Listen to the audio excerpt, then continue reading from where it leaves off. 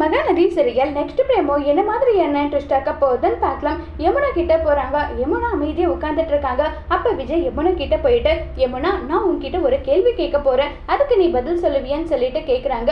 என்ன மாமா நீங்க இப்படி எல்லாம் கேக்குறீங்க, என்ன கேள்வி சொல்லுங்க, எந்த பதிலா இருந்தாலும் சொல்றதுக்கு நான் தயாரா இருக்கேன்றாங்க. புரியுதுமா, ஆனா என்ன உன் அக்கா நடந்துக்கிற விதம் தான் ரொம்பவே மாறுதலா இருக்கு. உன் அக்கா உன்கிட்ட ஏதாவது விஷயத்த சொன்னாலான்னு சொல்லிட்டு கேக்குறாங்க. என்ன விஷயத்த சொன்னாலான்னு சொல்லி கேக்குறீங்க மாமா, எனக்கு எதுவுமே புரியலன்றாங்க. இல்ல நாளைக்கு கோவிலுக்கு போகணும் அப்படி இப்படி நல்லா சொன்னாலே அதுக்காக தான் சொல்லி கேட்கிறேன்றாங்க. ஆமா மாமா, அக்கா என்கிட்டயும் வந்தாங்க, வந்து கோவிலுக்கு போகணும்னு சொல்லிட்டு சொன்னாங்க. ஆனா என்ன ரீசன் நான் கேட்டதுக்கு நான் சொன்னதை மட்டும் செய்யன்னு சொல்லி என்கிட்ட கோவப்பட்டுட்டு போயிட்டாங்கன்னு சொல்லிட்டு சொல்றாங்க. இதை கேட்டதுமே என்ன இது இவ்வளோ கிட்டேயும் சொல்லியிருக்காங்க, அப்படி என்ன முடிவு எடுப்பேன்? ஒருவேளை நம்ம கெஸ் பண்ண மாதிரி நிவினை கன்வின்ஸ் பண்ணி யமுனாக்கும் நிவினுக்கும் கல்யாணம் பண்ற ஏற்பாடு ஒருவேளை பண்ணுவாளோ? அப்படி நடந்தா எனக்கு வேற லெவல் சந்தோஷம்.